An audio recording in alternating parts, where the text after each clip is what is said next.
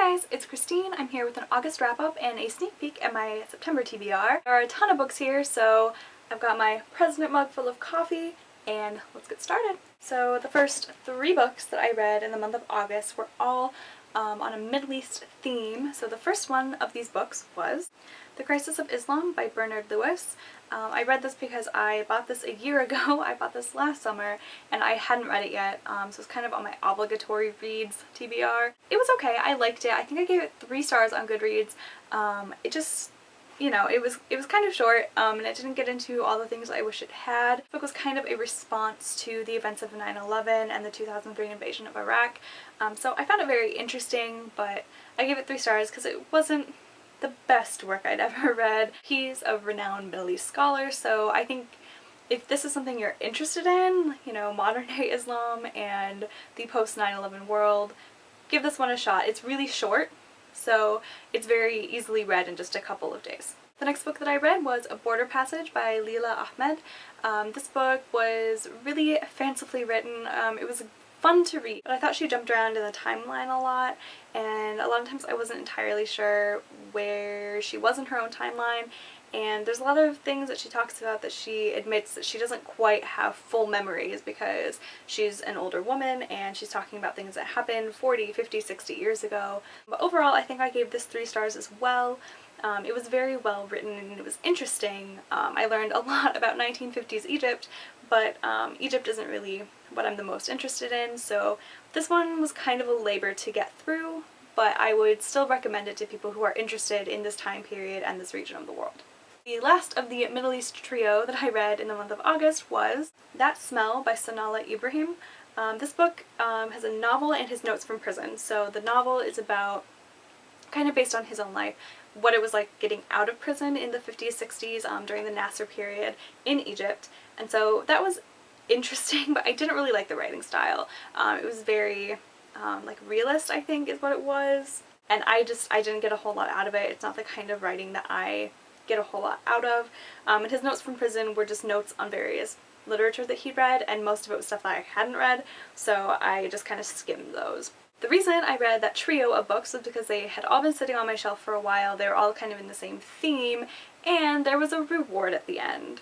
And that reward was The End of Mr. Y by Scarlett Thomas. I talked about this in a video a couple videos back, but I finished it. I loved this book. I read it in just a couple days. It's 500 pages, that's pretty good for me. I love this book. I gave it a 5 out of 5 on Goodreads. I thought it was just really clever and inventive and original. That was really fun. They talk a lot about philosophy and science, pseudoscience and physics, which aren't things I know anything about. So I just thoroughly enjoyed it. I just took everything as it came, and I think that's kind of how we have to approach this book. Let me know if you would like me to do a review on this. I'd be more than happy to do so. I really liked it, and I wouldn't mind talking for a few minutes about it, so let me know if this is a book you want to hear more about. So after finishing The End of Mr. Y, I decided to read one of the books that I pulled out of my TBR jar a couple weeks ago, and that book that I chose was Chelsea Chelsea Bang Bang by Chelsea Handler. I rated this 2 stars on Goodreads. There were some standout chapters in this. There's one about her and her brother taking shrooms and her brother gets lost that I found just uproariously funny. However, most of her humor is the kind of humor that I don't really care for, where you just pick someone to be the butt of a joke and you just go after them. That's not the humor I find that funny. Most of the time it was her boyfriend or her dad, and I just didn't really care for it. It made me feel kind of bad. And this is the same problem I had with Me Talk Pretty One Day with David Sedaris. That's just not my brand of humor. Yeah, this isn't one I would eagerly recommend. Next book I read was one of my many library books that I picked up over the weekend, and that was Zealot by Reza Aslan. I did a 12-minute review of this just a couple days ago, so I will put the link down below in the description and you can check that out if you want to. I gave this 2 stars mostly because I didn't really appreciate his scholarship. I didn't think it was very fleshed out, and I didn't think that he was bringing anything all that new or novel to the scholarly discussion of the historical life and times of Jesus. And the last book I read in the month of August I actually finished just this morning, and that is TheDarkest Minds by Alexandra Bracken. Everyone is reading this book right now, and I was just so pleased to find it in my library. I loved this book. I read this book in like 2 days. The first night I started reading it, I was going to read just a couple chapters while I was exporting a video. However, I ended up reading almost 100 pages. So that tells you this book is really gripping, it's very interesting, and halfway through I stopped trying to even predict what was going to happen because everything was just so fast-paced and twisty and turny. I couldn't even tell where the plot was going to go most of the time. Probably won't do a full review on it because I have to take this back to the library really soon, but I really loved it and I highly recommend it to everyone. I gave it 5 out of 5 stars on Goodreads. Definitely pick this one up. So right now I have 3 books on my September TBR. One is from my TBR jar, and that is The Good Daughter by Jasmine Darznik. It's like the 3rd time I mentioned this book. I promise it will be the last until my next wrap-up video.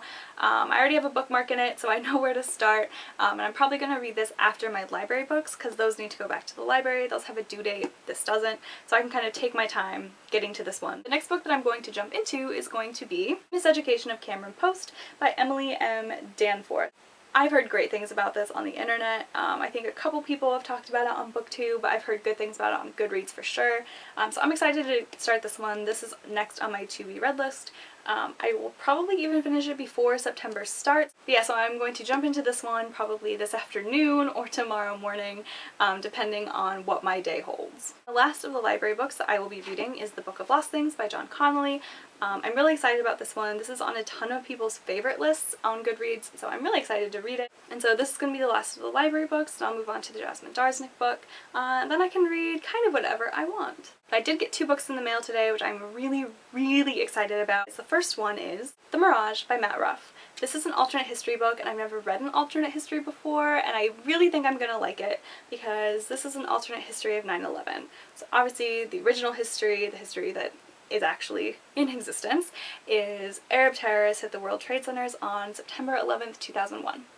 This book is American terrorists hitting the Arab World Trade Centers in like Baghdad, I think, in November 9th, 2001. He switched the 11 and the 9.